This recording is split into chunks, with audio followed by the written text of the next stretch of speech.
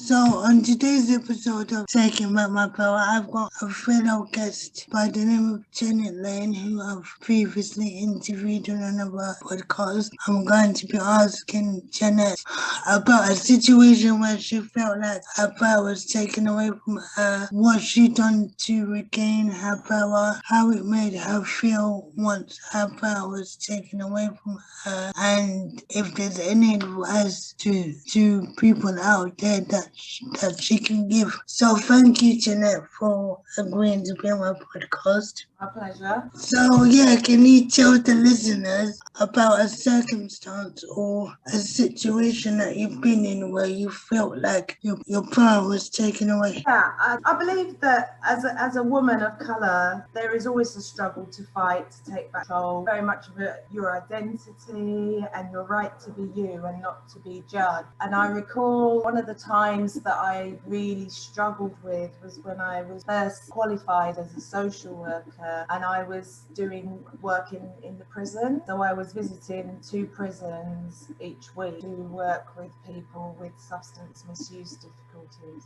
So they were male prisons. And what I found very much was, as we know, the prison service is very male dominated.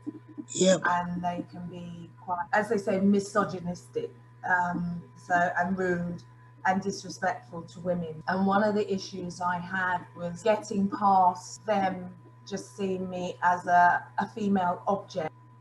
And to work with them to make them see me as a woman. In the beginning, it was very, very difficult because they were keen to make rude comments to me, that to see how I would react, what response they would get from me. It was hard because I think your first instinct is to react and tell them off for being so rude and disrespectful, which then I think encourages them to continue with that behaviour. It did affect me. It made me feel very insecure, lacked confidence because of the things they were saying to me and how they were making me feel. And being in an environment where you're sort of surrounded by prisoners who are all male, plus the prison staff, who the majority of them were male, very few females in the role at the time. So it was very difficult because I was fighting against 2 groups. So there was the prisoners that I was having to encounter their comments and attitudes and behaviour. And then there was the prison officers whose behaviours I was encountering as well. For me, going away and thinking about how I could actually manage it and what I could do differently that would help me to not only gain the respect that I needed to be given, or that I felt I should be given, but also to take control and gain some power myself for me and over there, in the sense to show them that you may think that I'm a pushover, but I'm not, and I'm expecting you to show me some respect the same way I am respecting you. So one of my ways of kind of dealing with it, that was one of the ways that I dealt with it, going away, reassessing and thinking about ways in how I could address the situation without causing conflict and making people feel like I was being aggressive, because I often feel that Black women are misjudged and can be seen as very aggressive and very angry, and therefore it can create conflict. It's about conflict. So you said that, you were working in like an all-male prison and you feel a bit, what's the word? Not threatened, but like you never had anyone to talk to because you were surrounded by the male prisoners and the male officers. So the company that you were working for at the time, was there any female employees that you could go back and report to? No, to be honest with you, they were all male as well at the time. So it's quite a male dominated environment that I was working in on both sides. So it was very much about me dealing with a lot of the situations that arose on my own. I'd discuss it with my manager and things like that. But really, in terms of reporting, I think it's also about people's inexperience and lack of understanding, because a male's not real, and some people might say that's not true, but it is. Times are changing. They're changing very, very slowly. But when I first started working in the care field, the acts were very, very different. We still have a very long way to go. Attitudes are slowly changing. So I felt quite alone.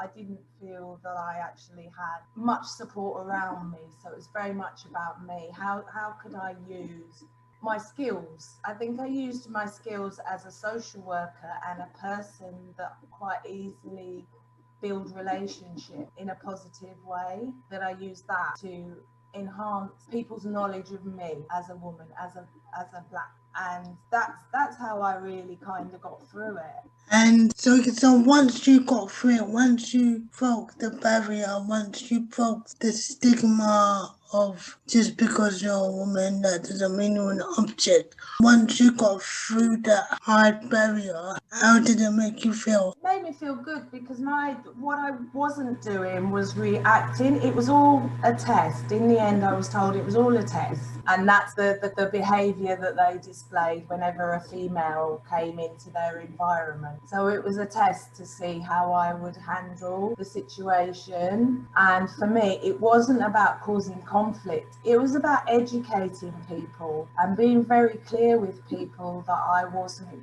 willing to accept that disrespectful attitude towards me, and being very clear about, I've come here to do a job and I have respect for you, so I expect you to respect me back. And that was how I managed the breakthrough, because then I needed them to protect me whilst I was in an environment where for a female it could be very unsafe. Yeah. So I needed their support and I needed their help. So I in a way I manipulate them in order to be able to get what I needed, which was them to support me whilst I was there doing my job. And it worked. And that when you look around, there's people manipulating time, but it's about, for me, it was about, I needed something from these people and I couldn't afford to create enemies. So I needed to find a way to get them to help me to do my job. And that's what I did. And I felt very powerful because it worked.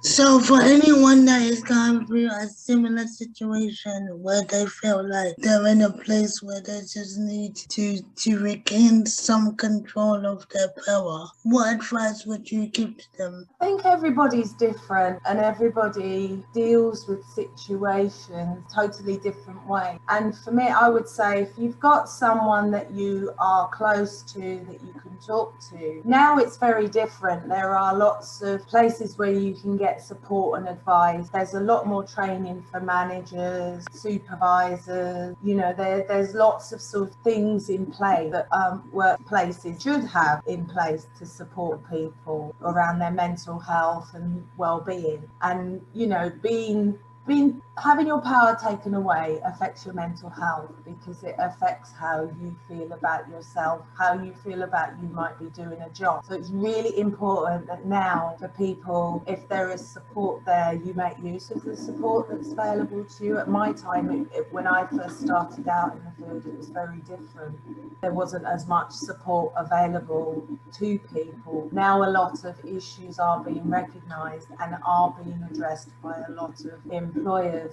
So if there's a friend that's very supportive that you can talk to help you talk things through and look at how to manage a situation and address it differently. Sometimes I think when we're in the moment, we become quite clouded and get quite angry and upset and become reactive to a situation. And sometimes it's better to take yourself out there, try and have some time to think through, work through, or talk to somebody about it, to allow yourself the time to manage and deal with the situation differently. That's important because... And looking back now, is there anything that comes to mind now that you would have done differently then?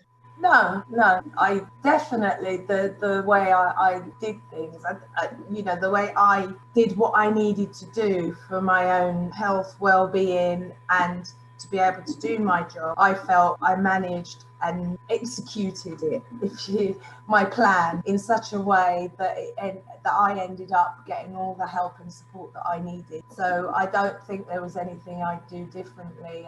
I think I did the best that I could in order to safeguard myself, but also give me the opportunity to do my job well. Well, thank you very much, Jeanette. Hopefully, people will be inspired by your story. Thank you. I hope so.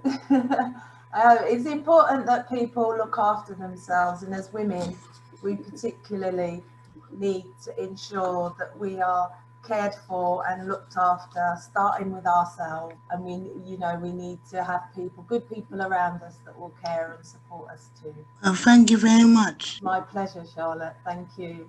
Bye. Thank you. Bye.